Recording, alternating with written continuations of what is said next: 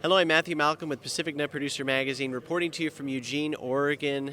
We're here at the Nut Grower Society Summer Tour and Trade Show. It's been great to catch up with industry friends again. I'm actually here with Sean Denfeld and Sean George, two of our great industry hazelnut packers. Wanted to talk about the forecast of what we can expect for this year's crop. We still got a little ways to go before harvest, but the USDA NAS, there's an anomaly this year. They're not able to get a forecast due to various reasons, but it's just not going to happen this year. So wanted to talk with you two, pick your brain a little bit and figure out what do we expect for this year's hazelnut crop. Sure, thank you. Yeah, I'm Sean George. We luckily have some great GIS data on the crop size coming up, the number of new acres coming. So we're pretty confident that we're going to have a much, much bigger crop than we saw last year. So last year we were around 62,000 ton. We're hoping for 65 to up to 72,000 ton this year. So according to our GIS data, it looks like we're pretty confident about that number. We also are looking at that double density factor of all the orchards that are coming in. A huge percentage of the orchards that are coming into production are double density orchards. That's making us feel more confident the crop will be larger than maybe you'd anticipate. So the wave is coming of new, fresh crop in Oregon hazelnut. So we're pretty excited about the numbers. Feeling pretty confident as time comes on. Little concerned about the heat stress, which we can talk about later. Yeah, so as far as a norm or average crop, would you say this year is average, or do we even have an average when it comes to the crop?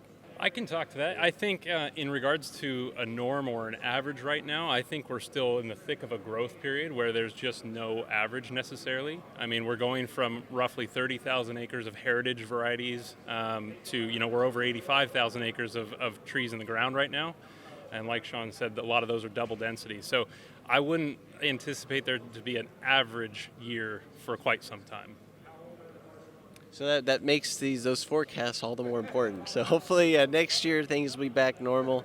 As far as, like we said, the norm goes, there's always going to be these factors and influences.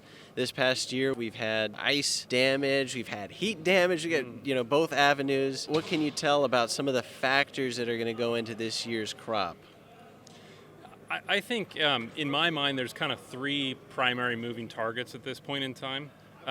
The one that we've been living with, again, for almost a decade is this growth trajectory. We're seeing numbers wildly varying from one grower to the next, whether it, soil types, cultural practices, irrigation, all those have a heavy effect on total crop volume. And then just the sheer number of square feet of canopy that gets added every year. So that's, in my mind, that's one moving target. Another would be this ice damage. I think we have a fairly good handle on it, that it's not going to be a substantial effect, but that could play out over the next, this crop and possibly even next crop. And then finally, we have kind of this recent heat event. And, my thoughts on that is hazelnuts are pretty stubborn. I think they've probably set the crop that we have on the trees now, and they're going to do everything they can to finish that crop out. But my worry is what are the effects for, next year's crops, the subsequent crops. Right. Did you have any thoughts about? So I think some of the issues we are considering and expecting some heat damage. I think we are going to have some underfilled hazelnut kernels. We've seen that in the past when we've had a heat event, and we are expecting that, but hopefully not above a 10% damage of a crop. But it is something that we are factoring in as something to be prepared for. We are doing crack tests. We are seeing some damage, some issues from the heat, but certainly not something to be too concerned about as a processor.